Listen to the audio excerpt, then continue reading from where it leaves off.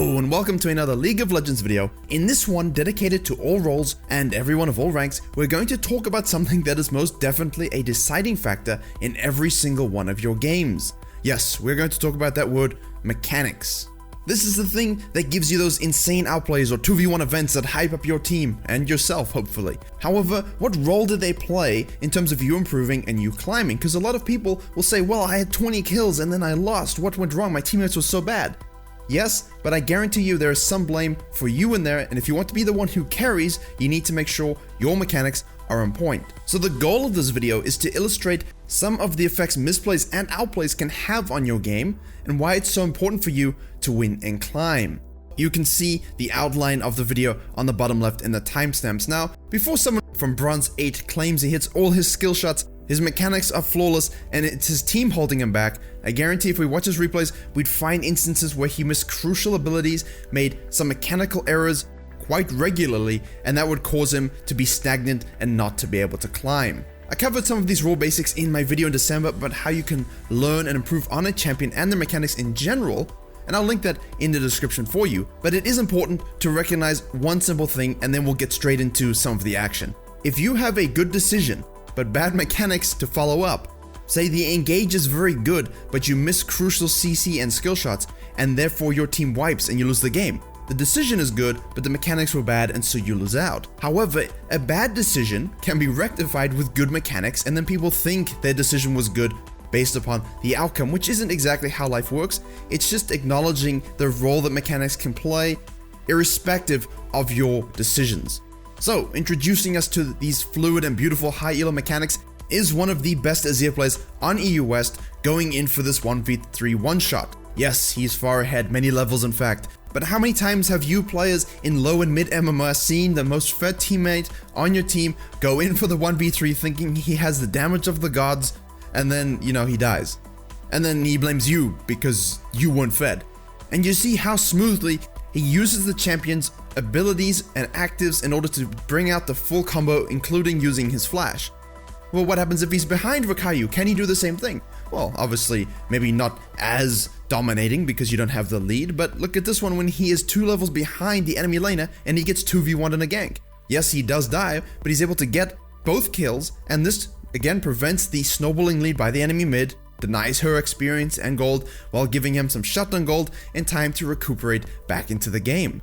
And that's the point. Mechanics won't automatically make you challenger or determine every game, and the lower you are, the more forgiveness there is in terms of your mistakes. But the way you move, use your abilities quickly, and understand your champion can have small impacts throughout a game that let you win in the end. Look in contrast to this Silver Azir main, and who in all defense, it is a hard champion to play and master, so it's usually not recommended in lower ranks because of the amount of kiting ability usage and awareness you need, a micromanaging of his soldiers in order to really become an expert. But hopefully just with your eyes, without any description or knowing anything about Azir, you can see the differences in movement, in how the Silver is much more static and focusing so much on one aspect of him, whereas the challenger player had everything flowing beautifully, wonderful movements with the champion in multiple ways.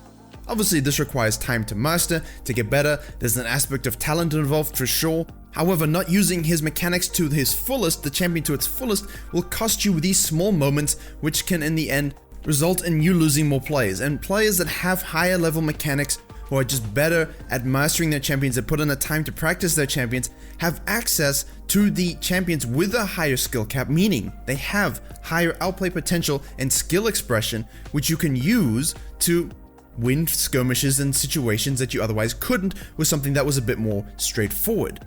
So, as an example, the new rank 1 jungler who is now overtaken Jankos since my last video uses Talia quite a lot, and you can see in these examples how even flashing to use your abilities can end up with the enemy burning their flash. And if you're good at tracking the enemy jungler, you can meet up with them again in a tight situation knowing that you have burnt their flash, and your knowledge of ability and auto spacing and being fluid with your champion while also anticipating, keyword, the enemy's moves is the raw definition of being mechanically good. Turning bad situations into good one by being a page ahead of the enemy. However, we need to look at some basic mechanics that we can all employ and not just look at these super highly technical champions. What do I mean by forgiveness in terms of your mechanical misplays when you are in the lower elos? Well, let's look at Rek'Sai. She is very strong, she has some complicated aspects to playing her to her fullest, which is why she's been a high elo choice for so long, but she does have outplay potential and you can still make little mistakes like using E before you have max fury, as I do in this situation, because I'm actually focusing on the low HP Neeko instead of, focusing on the Shyvana, who I didn't expect to be in the bush. Now because I'm sort of trapped, the Neeko comes back in thinking, hey, I can kill this Rek'Sai very quickly. So now you have to adapt. So I flash, smite, auto attack to secure the kill on her, and I've been saving my ultimate this whole time because guess what? You would have noticed Shyvana's ready to use hers as well. And Rek'Sai's outplay potential comes in making yourself untargetable and disappearing. So as Shyvana ults to try and finish me off, this is AP Shyvana too, I immediately use mine in counter and basically absorb or ignore any of the damage she would have output. And then I can just Q her and she dies for the free double. So yes, I E'd too soon and I didn't get to use my borrowed Q properly because I didn't expect her to be there. But by quickly adapting and understanding both my skills and hers as well as Neeko's, I'm able to make a decent outplay, not great, but in turn, that gives me the time to look for other advantages while Shyvana is off the field. So perhaps in a challenger game when it's a bit more tight, you actually end up dying in that situation because you need maximum damage in order to win that 1v1, and the Neeko might have waited a bit longer before coming back in. So it's all about that MMR context in terms of what is forgiven in terms of your mistakes and what isn't. Let's add something to this and look at a very important aspect of mechanics that you can all employ into your games right now. And that's getting used to leveling up your abilities in very tight situations. That means you press Alt and then the corresponding ability, as in you hold Alt and press R to level up your ultimate, and you can change that within your hotkeys if you like. Now you might say this is obvious, but I see a lot of people clicking and a lot of people doing it very slowly. So let me show you some more humble plays I made during myself using this, which gave my team advantages, gave us kills, and I could use those moments to secure dragons, XP and gold leads, as well as snowballing, literally, advantages. The first is a Nunu clip I showed in a recent video during introduction, but it involved a very simple level up that changed the nature of the gank I was getting off. We start off by rolling out WI Snowball towards a flashless blitz. What's a mechanical misplay by the Lucian? Well, he thinks I'm going to try and hit him instead of the blitz, who, has no flash. So he dashes into blitz, which just makes my life much easier because I can hit them both. So it's a mechanical misplay by him that I can then take advantage of, and that's what you have to do, play around their misplays just as much as you outplaying them. I immediately start hitting the Lucian with my E, and I have leveled up from the kill on the Blitzcrank. So I Q Lucian just to get off as much damage as I can. I don't need the healing in the situation. I level up my ultimate by pressing Alt R and pinging because, why not? I'm not that mechanically gifted. And I channel my ultimate while watching carefully as Lucian heads towards the edge of the radius. And as he is about to leave, I end the channel simply to secure as much damage as possible. And then, as I haven't procced my E hard stun yet, I move forward slightly, which does give that hard stun, and Vayne then has the power to hit one last auto, which finishes off the Lucian. A quick level up of my R ability after a snowball lets me 100% guarantee that kill without needing us to tower dive, and without needing me to flash E stun because he was very close to not being in range for that ability. From here, because I saved my flash, I actually returned to bot right afterwards and grabbed tower plates, more kills, first tower, as well as a dragon. Here's another quick example of this. And this comes from ganking when you're very close to a level up, so you must pay attention to your experience, but I know I'm very close. I know if we get a kill or 1 minion, I will be 6, so I'm playing around it in my mind, and you can bait enemies using that technique. So we go in with the Thresh, who uses the plan to hop over.